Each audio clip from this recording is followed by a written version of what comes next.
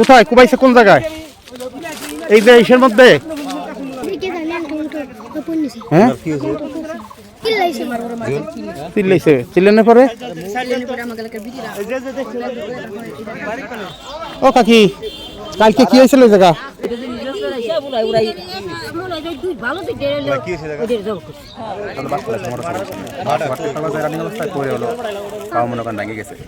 দর্শক আমরা আপনাদেরকে আজকে নিয়ে এসেছি ফরিদপুরের সদর উপজেলার আফজাল মন্ডলের হাটের কিছুটা দূরে, মানে 500 মিটার বা 600 মিটার আগে পরেই হবে।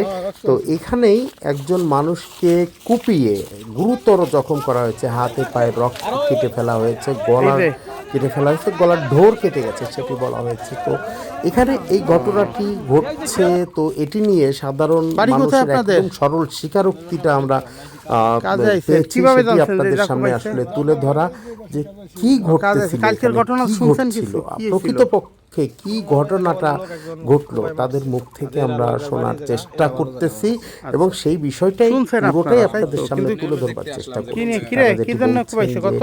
এই জায়গাতে একটি মানুষকে গত রাতে, অর্থাৎ আজ হচ্ছে 5 মার্চ, 4 মার্চ রাতে একজনকে জবেহ করা বা করার চেষ্টা বা হাত পায়ে রক্ত কেটে ফেলা হয়েছে। মুমূর্ষু অবস্থায় বর্তমানে সে ঢাকা মেডিকেল কলেজ হাসপাতালে চিকিৎসাধীন রয়েছে।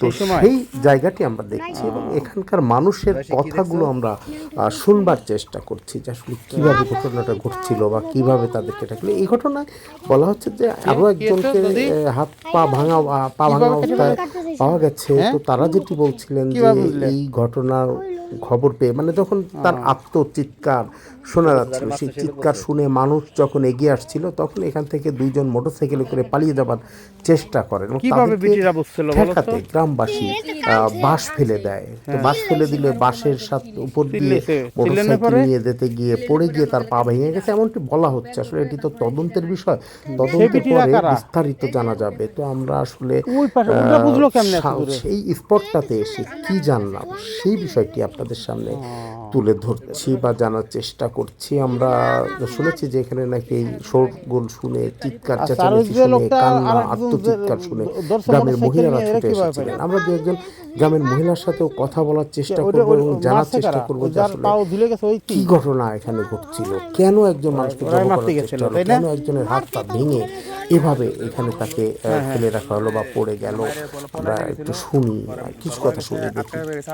সামনে হলো বাস ফেলেছিল মোটরসাইকেলের সামনে, বাস ওভারটেক করবার যায় রানিং অবস্থায় পড়ে হলো পাও মনে করেন ভেঙে গেছে।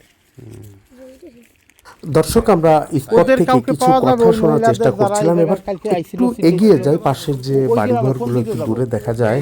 তারা বলছিলেন যে ওই এলাকার মানুষ, গ্রামের মহিলারা তারা কিন্তু এখানে এসেছিলেন এবং তারা আসার পরে তারা সুর চিৎকার করে আরও মানুষ জড়ো করেন এবং এখানে শেষমেশ কিন্তু বলা হচ্ছে যে একজনকে আটক করা হয়েছে এই ঘটনার সাথে সম্পৃক্ত, সেটি বলা হচ্ছে। তো আসলে আবারও বলছি যে বিষয়টি তদন্তে। তো আমরা এখান থেকে একটু যাওয়ার চেষ্টা করব ওই বাড়িঘরগুলোতে এবং জানার চেষ্টা করব যে আসলে এই ঘটনাটা সম্পর্কে তারা কি জানেন। এই যে বাগান, এই বাগানটির পাশে এই যে রাস্তা, এই রাস্তা দিয়েই কিন্তু মানুষ চলাচল করে। এমন একটি ঘটনা, তো আমরা আসলে কেউ জানে না কিছু, নাকি ভয়ে বলতে চাইছে না।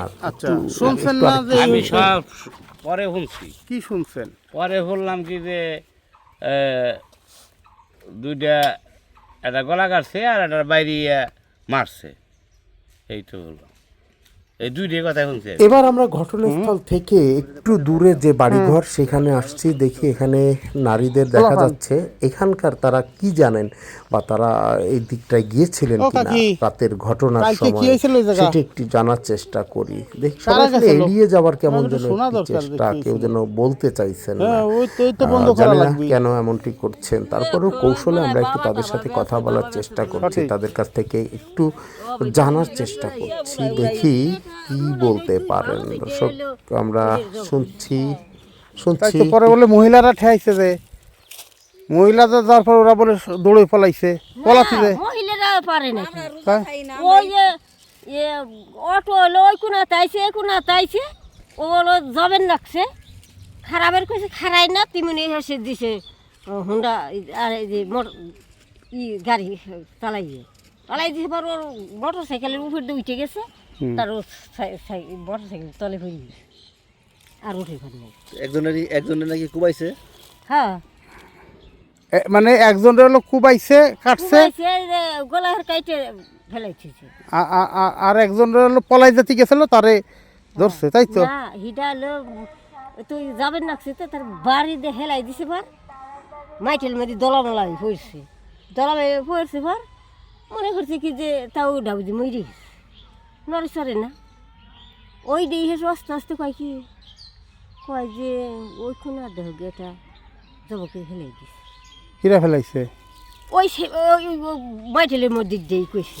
ওই তো নিজেই করছে? হ্যাঁ নিজেই কইছে যে যাতে জুব জুবি ও ফিলে যায় আমি ফলাইছি। ও পলাবে?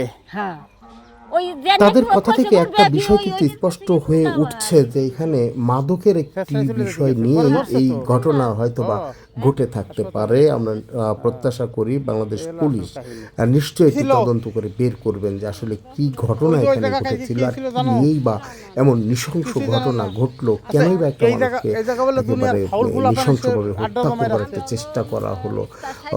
সে বিষয়টি নিশ্চয়ই সামনে আসবে। দর্শক ভালো থাকবেন, সুস্থ থাকবেন। যারা দীর্ঘ সময় ধরে কন্টেন্টটি দেখলেন তাদেরকে ধন্যবাদ জানাচ্ছি। একই সাথে বলবো যে যদি আপনারা এখনো আমাদের চ্যানেলটি সাবস্ক্রাইব করে না থাকেন বা ফলো না দিয়ে থাকেন তাহলে দয়া করে দ্রুত ফলো দিয়ে দিন, যাতে এই রকমের ঘটনাগুলো মুহূর্তে আপনারা জানতে পারেন বা আপনাদের সামনে আমরা তুলে ধরতে পারি বা তুলে ধরার পরে খুব সহজেই আপনার কাছে চলে যায়। ভালো থাকবেন, সুস্থ থাকবেন।